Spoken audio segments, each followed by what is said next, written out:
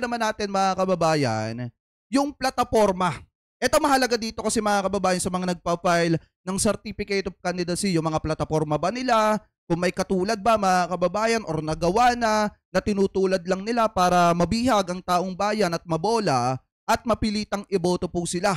Ano po, dahil kung titingnan natin mga kababayan, ito kasi yung mahalaga dito na dapat malaman ng taong bayan kung ano nga ba yung kapasidad niya at kung ano yung magagawa niya kung sakali na maging senador ba siya, kung meron ba siyang maipapasang batas mga kababayan or kung mag-aaksaya lang siya ng pera ng mamamayan at magsasagawa ng kung ano-anong hearing para pabagsakin ng gobyerno. Yan kasi mga kababayan, yung dapat na ipapaintindi sa mga netizen para makita nila kung dapat bang suportahan yung isang kandidato or dapat idiretso sa basurahan mga kababayan. Ano po? Anyway, eto i-play po natin itong plataforma mga kababayan or itong kay Philip Salvador na or dahilan niya kung bakit siya tumatakbo sa pagkasenador mga kababayan or kung ano yung gagawin niya kung sakali na maging senador na po siya. Ano po? Eto, pakinggan natin.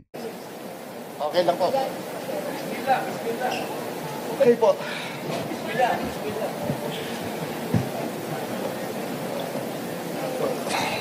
Yan na. Bismillah, Magandang tanghali po sa kanilang lahat. Nako! Bakit naman may kodigo pa? Bakit naman may kodigo pa? Samantalang si Mark Gamboa, nung ini-interview dyan mga kababayan, nung sumalta dyan at tinatanong, wala man lang kakodi-kodigo yon. And then kung ano yung sinasabi niya ng paulit-ulit na plataforma niya mga kababayan about sa mga vlogger, mga influencer, mga freelancer, mga kababayan, mga sales, online selling, nasasabi niya ng paulit-ulit. Samantalang ito, binabasa pa.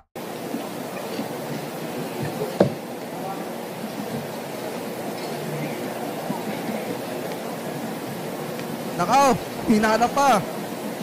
Marapatin niyo po.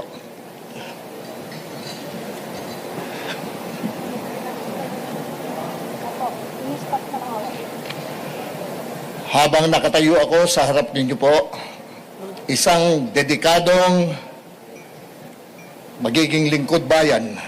Yan. At nakatuon ako sa pagtugon sa mga pangunahing issue ng humahadlang sa ating mahal na Pilipinas. Tulad ng ano? Ang aking pong plataforma ay nakatuon sa kapayapaan o peace and order. Peace and order po, palalakasin ko ang ating ahensya ng pagpapatupad ng batas upang matiyak ang kaligtasan ng publiko tulad ng pagdadagdag ng budget na naman mga kababayan. Para sa modernization ng ating mga kapulisan at kasundaluhan. Itataguyod ang mga programang nakabatay sa komunidad upang mas mapalakas ang kooperasyon ng... Eto mga kababayan, tandaan nyo to Pag merong kandidato na napakinig ko lang mga kababayan, or ganito, kung meron dito sa mga kandidatong ito na nagsasalita na di umano'y poprotektahan or tutulong, sasama para protektahan ang teritoryo ng Pilipinas, automatic iboboto ko yan. Mga kababayan, kung meron mang kandidato na magsasalita sa partido ni Duterte na sinusuportahan nila mga kababayan ang pagprotekta ng Pilipinas sa West Philippine Sea sa teritoryo ng Pilipinas, automatic susuportahan ko yan. Kasi bilang taga-suporta ni Duterte mga kababayan na itong mga senador na ito at sasabihin nila na against sila sa ginagawang pambubuli ng China sa teritoryo po natin mga kababayan at dun sa ating mga kasundaluhan sa West Philippine Sea mga kababayan, automatic susuportahan natin yan kasi hindi biro magsalita sa partido ni Duterte na kinukundina nila yung ginagawang pambubuli ng mga Chinese Coast Guard sa mga kasundaluhan po natin sa West Philippine Sea mga kababayan dahil nga yung mga kasamahan nila mga tameme pagdating sa issue ng West Philippine Sea. So ngayon, ang tanong dito mga kababayan, paano niya palalakasin yung ating mga kasundaluhan mga kababayan, paano niya palalakasin yung ating mga kapulisan kung mismong yung isa sa problema ng Pilipinas which is yung pagprotekta ng teritoryo hindi nila mabigyan ng komento mga kababayan kasi unang-una napakahalaga sa Pilipinas na maprotektahan ang kanilang mga teritoryo, mga kababayan, ng ating mga teritoryo. Dahil yan yung ipapamana natin sa saling lahi ng ating mga inaanak in the future, mga kababayan, o ating mga kamag-anak in the future na magiging bagong sibol ng bansang Pilipinas. Ngayon, kung titingnan po natin, pagdating sa mga ito, mga kababayan, madali silang magsalita. Kaso nga lang, pagdating sa issue ng Pilipinas, with China, mga kababayan, tikom yung bibig po nila. Ano po, ipagpatuloy pa natin. Publiko at pribadong sektor para sugpuin ng kriminalidad at susuportahan ang mga epektibong programa sa rehabilitasyon ng droga upang mabawasan po ang krimen. Naka! Droga na naman, mga kababayan. Droga na naman yung lagi nilang ginagamit para bumango yung kanilang pangalan. Parang katulad lang noong 2016, mga kababayan. Di ba ang malimit ginagamit ni Duterte dati? Pangangakuan niya ang sambayan ng Pilipino 3 to 6 months. Lilinisin niya ang Pilipinas sa ipinagbabawal na bato. Pero ano nangyari? Ang tinamaan lang, mga kababayan, at pinakatinamaan lang nung panahon ng pakikipaglaban o madugong pakikipaglaban sa ipinagbabawal na bato ng Duterte administration ay yung mga kababayan po nating mahihirap. Ngayon, kung titingnan natin, ginagamit na naman ngayon ni Philip Salvador yung style ni Duterte na nangangako na naman, mga kababayan, sa taong bayan, tapos pag nanalo, wala din. Ano po ngayon, ipagpatuloy pa natin.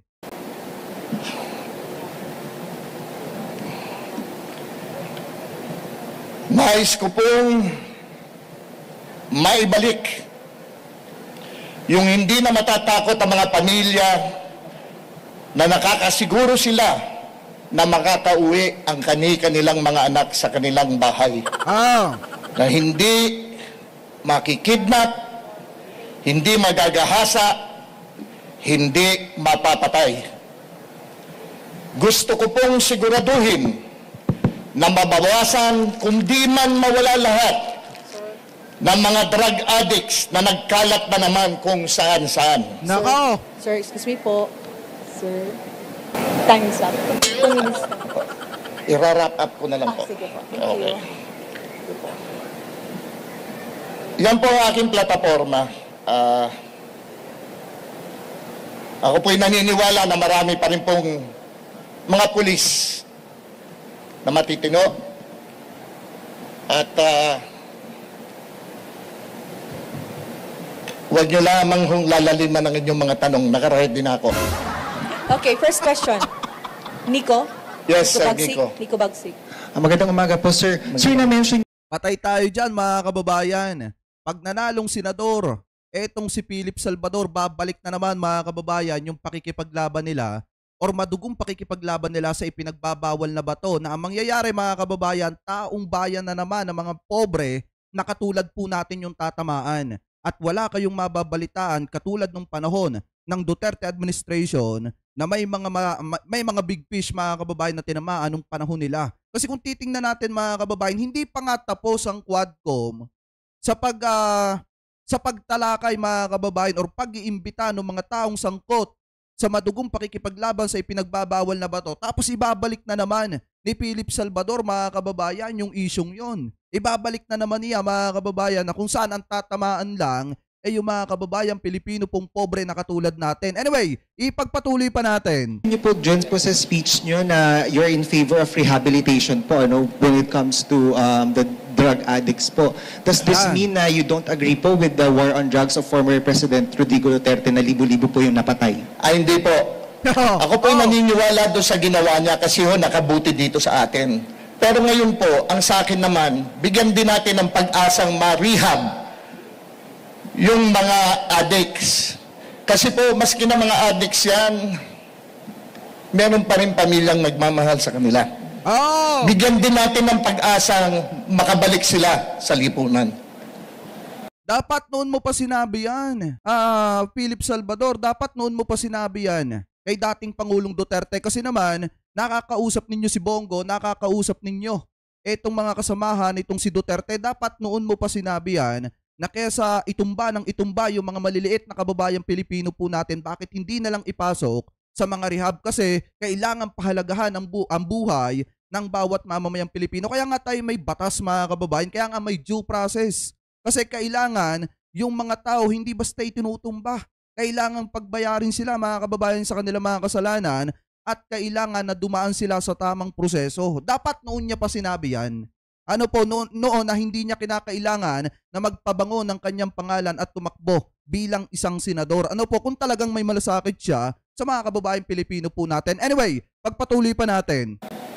Follow-up na lang po, sir. Paano po natin sila mabibigyan ng pagkakataon na makabalik sa lipunan at kailangan nun rehabilitate kung napatay na po?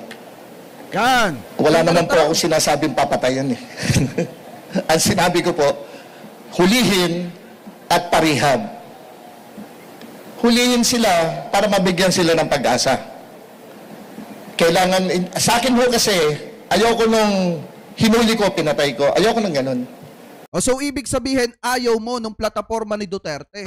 Kasi diba nung panahon ni Duterte, mga kababayan, kung matatandaan nyo, mismong may umamin pa nga dun sa Quadcom sa Kamara na merong pulis, mga kababayan, na after itumba yung tao, tinaniman pa ng ipinagbabawal na bato. So ibig sabihin, nahuli na nila yung tao, mga kababayan, itinumba na tapos tinaniman pa ng ipinagbabawal na bato. So ngayon, kung titingnan po nating mabuti, dito sa sinasabi at sagot ni Philip Salvador, ayaw niya dun sa ginawa ni Duterte, pero ipinipilit niya dito na nakaganda yung ginawa nitong si Duterte kasi nabawasan daw, mga kababayan, yung mga drug addict, mga kababayan. Ano po, ngayon kung titingnan po nating mabuti, maliwanag na kumakabig siya dito, mga kababayan, ng kanyang salita. Ibig sabihin, ayaw niya talaga yung pamamaraan ni Digong nung panahon ng Duterte administration kung paano nila sugpuin yung ipinagbabawal na bato na hindi naman talaga nila nasugpo, mga kababayan, at hindi nila nabigyan ng lunas. Ano po, ngayon ipagpatuloy pa natin. Gusto ko mabigyan sila ng pag-asa. At tingin ko naman po, tama din yun aking sinasabi. Kung mali po, patawarin niyo ako. Yun po. Okay. Ibig sabihin, mahirap kang pagkatiwalaan, Philip Salvador, kasi unang-una, hindi ka totoo sa sinasabi mo. Hindi ka truthful dun sa mga pinagsasasagot mo dito sa mga tanong sa'yo ng media. Ngayon pa lang, nakikita na agad yung nasa sa loob mo at nakikita na agad yung kulay mo. Paano ka susuportahan ng taong bayan yan kung medyo nag-aalinlangan ka sa mga sagot mo na baka may masagasaan ka ng mga kasamahan mo? Di ba, mga kababayan? Anyway, ipagpatuloy pa natin. Sir, magandang umaga po. Yes, sir. Michael Rogas po from Radyo Pilipinas. Binabagit po ninyo yung mga plataforma kanina. At Isa lang po plataforma ko, peace and order. Apo. Sir, bilang po isang artista, meron po ba kayong kakayahan na gumawa po ng isang panukalang batas para ho sa ganun ay ma-draft po at maipasa sa Senado ito po mga binabanggit po ninyong plataforma na ito? Opo. Bakit naman po hindi? Yun nga po ang nakakasakit minsan. Kasi po, ang tingin sa lahat sa amin, kami mga artista lang. Oh. Makikipagtulungan naman po siguro ako sa aking mga abogado. Makikipagtulungan naman po ako sa kapulisan. Hindi, alam nyo, wala kasing problema, mga kababayan eh. Walang problema na tumakbo yung isang artista, pero dapat kung sakaling nanalo yung isang artista, pinag-igihan niya para matanggal yung tingin ng taong bayan na porket artista walang magagawa sa Senado. Dahil, mga kababayan, nangyari na yan eh. Nangyari na yan in the past. Nung nanalo itong si Robin Padilla bilang isang senador. Na ang nangyari, mga kababayan, saglip na magkaroon ng pangil sa Senado, kung ano-anong mga kalokohan, mga kababayan, yung pinaggagawa.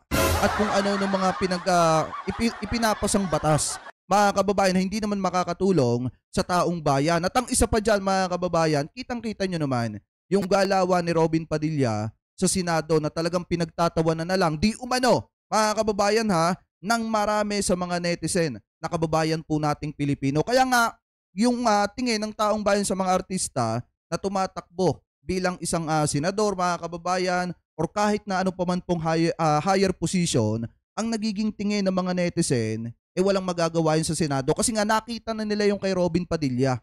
Ano po, yung mga sagutan ni Robin Padilla, yung pag-amin ni Robin Padilla na wala siyang naiintindihan, mga kababayan, sa pinag-uusapan sa Senado, dun pa lang, dismayado na ang taong bayan. Ano po, ngayon, ipagpatuloy pa natin. Kaya, lahat po yan, hindi ko naman po aakuin lahat siya na gagawin ko na agad na batas.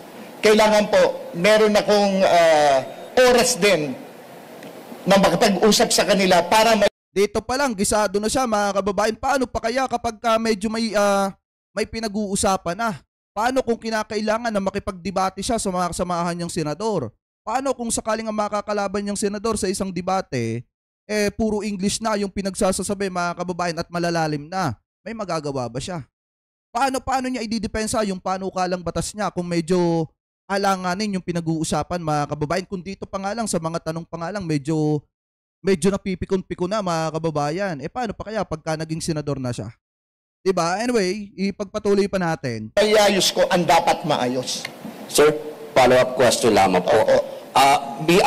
Aside po sa pagiging artista, ano pa ho yung inyong experience na maaari pong maging batayan ng mga botante para po kayo ay iboto? Simple lamang po. Siguro po sa loob ng ilang taon na pag-ikot ko po sa buong Pilipinas, nakikita at nakakausap ko naman po at nalalaman ko kung ano mga hinaing ng mga tao. At yun po ang aking pinakahawakan dahil nga po ako'y bumababa hanggang sa grassroots po ang pinupuntahan ko. Nalalaman ko po kung ano ang kanilang pangangailangan, kung ano po ang kanilang hinaing. Hinihingi nila sa kanilang mga lugar na mabawasan ng mga addicts. Dumarami na naman po. Nagkalat na naman kung saan-saan. So ibig sabihin nakapokus lang talaga siya mga kababayan sa pagsugpo sa ipinagbabawal na gamot at nakapokus lang siya mga kababayan sa pagpunterya sa mga gumagamit ng ipinagbabawal na gamot. So yun lang yung kanyang plataforma mga kababayan. Ano po? Anyway, ipagpatuloy pa natin. Kaya kung maaari po, kung ako po'y mabibigyan nila ng pagkakataon, gagawin ko po ang lahat. Tatanggalin ko ho ang pagod sa aking katawan para maiayos ko po kung ano yung mga hinaing, lalo na po ng mga magulang. Susunod pong tatanong. Meron pa po? Okay. Sherry Ann, ABS-CBN po. Yan na. Ma'am, Yes, sir. Magandang hapon po. Sir, maliban dun sa gagawin nyo, kung kayo'y mananalo, Opo. senador, sabi nyo nga po, Opo. kukonsulta kayo sa mga abogado, Opo. sa mga pulis. Opo. Pero bago yun, sir, during the campaign, Opo. habang ngayon nanliligaw kayo ng mga botante, ano yung mga paghahanda na ginagawa po ninyo para eventually, dun sa possibility na magiging senador kayo, pagkatapos po ay, syempre, from time to time, natatanong kayo, posibleng maharap kayo sa debate. Ano po yung mga paghahanda po ninyo? Diba? pinaghahandaan ko po. Yan mga kababayan yung sinasabi ko sa inyo. Kasi unang-una, 'di ba, darating yung time na syempre maglalaban-laban sila diyan. Magkakaroon ng mga debate yan mga kababayan. Doon pa lang sa debate pagka medyo mahirap na yung mga katanungan diyan mga kababayan, pwedeng mag-isa siya doon. Doon pa nga lang sa debate mga kababayan, 'di ba? Paano pa kaya kung sakali na sa Senate na magkaroon ng debate mga kababayan patungkol sa isang panukalang batas na pinag-uusapan at medyo malalim yung batas na yon mga kababayan na tinatalakay dyan sa Senado, may magagawa ba siya mga kababayan to defend yung kanyang side mga kababayan para idepensa yung kanyang opinion do sa batas na pinag-uusapan lalo na kung malalim na usapin. Di ba mga kababayan, yan kasi yung mga katanungan dapat dyan na talagang kung dito pa nga lang medyo nagigisa-gisa na siya, paano pa kaya pagka nasa Senado na at saka nasa debate? Kasi magkakaroon po ng debate yan. Debate ng mga tumatakbong senador. Ano po ngayon, ipagpatuloy pa natin. O, yun lamang pong nasa aking puso at nasa aking isipan na nakikita ko at nalalaman ko. Realidad po. Yun po ang hindi mawawala sa akin, ang realidad. Kasi po, nagkalat na naman ng korupsyon dito. Pagka ang korupsyon po nandyan, dapat pangalanan mo. Dapat sinabi mo, nagkalat na naman yung corruption do sa DepEd, yung 125 million pesos, hindi alam kung saan dinala mga kababayan, hindi maipaliwanag, umiiwas sa tanong ng mga taga-kamara, yung 51 billion, saan ba dinala mga kababayan? Alam niyo, ang daming dapat itanong eh. Talagang kalat ang korupsyon mga kababayan. Lalo na nung naging presidente di umano etong si Digong na kung saan pamula 2019 mga kababayan hanggang 2022 hindi na umalis yung budget ng Davao City mga kababayan sa 460 million na dapat nasasagot nung panahon ni Sara na siya pa ang mayor mga kababayan. Alam niyo kung gusto talaga niyang sugpuin yung corruption mga kababayan, dapat ang inuuna mo sina Sara Duterte. Etong mga Duterte kasi sila yung nai-issue ng matinding corruption dito sa Pilipinas. 'Di ba? Anyway, ipagpatuloy pa natin. Ang krimen po hindi mawawala. Kapag ang corruption po nandyan, lalo pong maghihirap yung mahihirap. Buti alam mo. Kapag yung korupsyon nandyan, mapupunta na naman at maiisip na naman nilang bumalik sa droga. Kasi yun ang pantanggal ng kanilang pag-iisip sa kanilang kahirapan na nangyayari. Sir Philip, ano yung main motivation ninyo? Bakit sa dulo naisip nyo magsesenador ako? Bakit hindi ibang posisyon na mas nakadirekta sa tao? Bakit po Senado agad? Ang totoo po, mga tao po ang nagsabi sa akin tumakbo ko senador. Nakaw. Mga helpless and the hopeless po ang nagsasabi sa akin tumakbo akong senador. Sayang no, kung pwede kasi ang vlogger dito mga kababayan, kung pwede kami magtanong dyan, itatanong ko dyan, kanino mo ba iniaalay yung pagtakbo mo? Ano po masasabi nyo? Sir Philip Salvador, nung nagbitaw po kayo ng salita na yung buhay nyo po, iaalay nyo kay Duterte. Dapat ganun yung mga tanungan dyan mga kababayan kasi nagbitaw na siya eh. Kaya kahit anong sabihin niya dito mga kababayan, kahit anong matatamis na salita ang sabihin niya dyan, alam na ng taong bayan yung bottom line. Pag nanalo siya sa pagkasenador, na iaalay niya yung buhay niya kay dating Pangulong Duterte kasi sinabi na niya yan dati. Mga kababayan, nung kauna-unahan na hinirang siya ng PDP, mga kababayan, na maging isang representative na tumakbo sa pagkasenador. Diba mismong sinabi niya doon na iaalay niya yung buhay niya kay dating Pangulong Duterte. So ibig sabihin, alam ng taong bayan kung para kanino ang loyalty ni Philip Salvador, hindi sa mamamayan yan.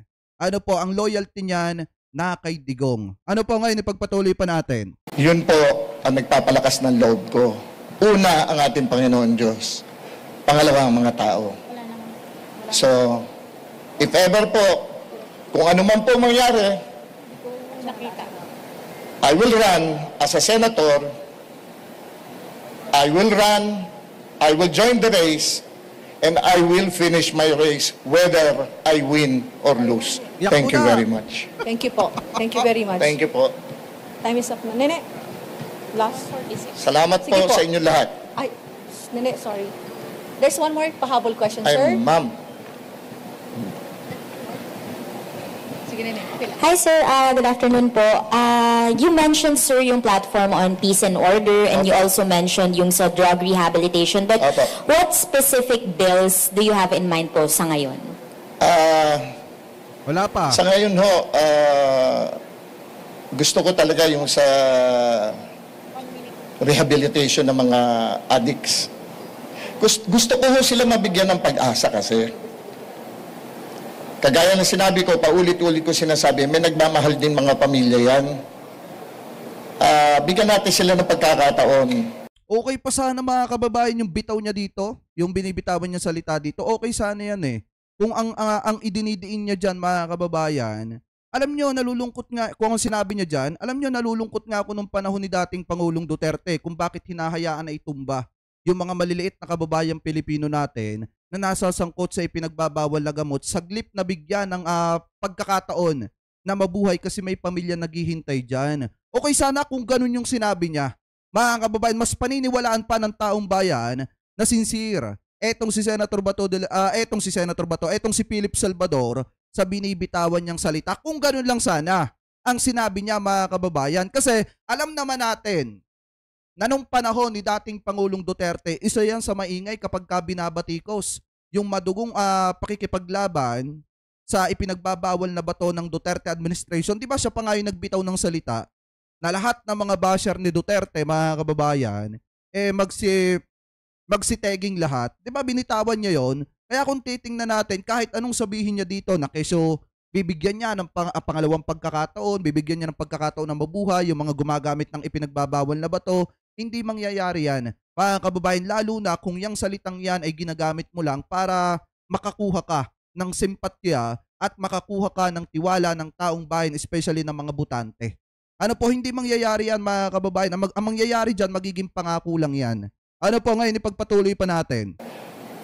At saka mga kababayan, yung binabanggit niyang salita, meron na naman po mga rehab ngayon na kung saan yung mga kababayang Pilipino natin na nasasangkot na gustong magbagong buhay, na nasasangkot sa pinagbabawal na bato, na gustong magbagong buhay, naiipasok naman mga kababayan sa rehab. So ibig sabihin, yung kanyang gustong mangyari, meron na. Kumbaga, kung kay Sara Duterte mga kababayan, meron ng katulad.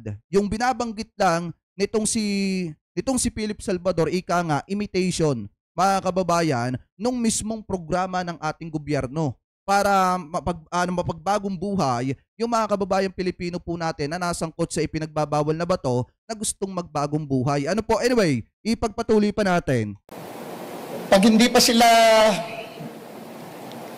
sila tuminodo sa anong yan, Gagawin mo, papatumba mo na. paano na yung bills na gagawin mo for them para sa mga tao?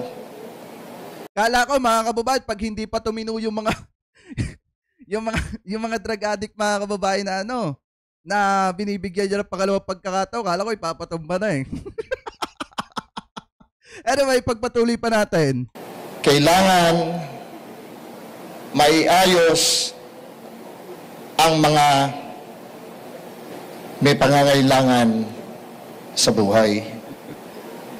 Tanggalin natin ang kahirapan, Mahirap yan. tulungan natin sila magkatrabaho, hindi sila mag-iisip papunta sa droga. Okay, time is up na, Iha. Maraming Okay na? salamat po, Sir. Okay. Thank you very much. Philip. Thank you po. So ito yan mga kababayan ha, ang plataforma ni Philip Salvador ay nakapokus lamang po sa peace and order, sa pagsugpo daw po ng ipinagbabawal na bato na naipangako na naman dati ni dating Pangulong Duterte nung siya ay nangangampanya pa sa pagka-presidente mga kababayan. Ito na nga lang yan mga kababayan kung hindi man nasugpo ni dating Pangulong Duterte ni Digong, yung kung hindi nasunod or natupad yung pangako niya, nasusugpuin within 3 months to 6 months mga kababayan yung ipinagbabawal na bato, si Philip Salvador pa kaya? Yan yung malaking tanong dyan.